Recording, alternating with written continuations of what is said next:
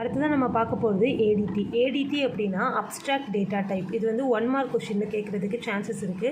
எப்படின்னா என்னென்னா, ஒரு டேட்டா ஸ்ட்ரக்சரில் என்னென்ன ஆப்ரேஷன் பெர்ஃபார்ம் பண்ணணும் அப்படிங்கிறத சொல்லிடுவாங்க. ஆனால் அந்த ஆப்ரேஷனை இன்டர்னலாக எப்படி நடக்கும் அப்படின்னு சொல்ல மாட்டாங்க. இப்போ வந்து ஒரு டேட்டா ஸ்ட்ரக்சர் இருக்குது அப்படின்னா, எக்ஸாம்பிளுக்கு டேட்டாவை இன்டர்னலாக எப்படி ஸ்டோர் பண்ணணும், அதாவது டேட்டாவை ஸ்டோர் பண்ணணும்னு தெரியும், ஆனால் அந்த டேட்டாவை எப்படிலாம் ஸ்டோர் பண்ணுறாங்க அப்படிங்கிறது நமக்கு தெரியாது. ஸோ அதுதான் அப்ஸ்ட்ராக்ட் டேட்டா டைப்பு. இப்போது ஏடிடி அப்ஸ்ட்ராக்ட் டேட்டா டைப்லேயே 3 ஃபங்க்ஷன் இருக்குது. புஷ் அப்படிங்கிற ஃபங்க்ஷன், பாப் அப்படிங்கிற ஃபங்க்ஷன், அப்புறமா இஸ் ஃபுல் அப்படிங்கிற ஃபங்க்ஷன். புஷ்னால் வந்து இன்சர்ட் பண்ணுறோம், டேட்டாவை இன்சர்ட் பண்ணுறது. பாப்னா ஆல்ரெடி இன்சர்ட் பண்ண டேட்டாவை டெலீட் பண்ணுறது.